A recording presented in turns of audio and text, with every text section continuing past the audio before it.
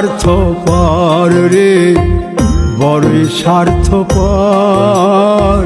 বুকের মাঝে জায়গা দিলে যতন কইরা ভাঙ্গে রে অন্তর।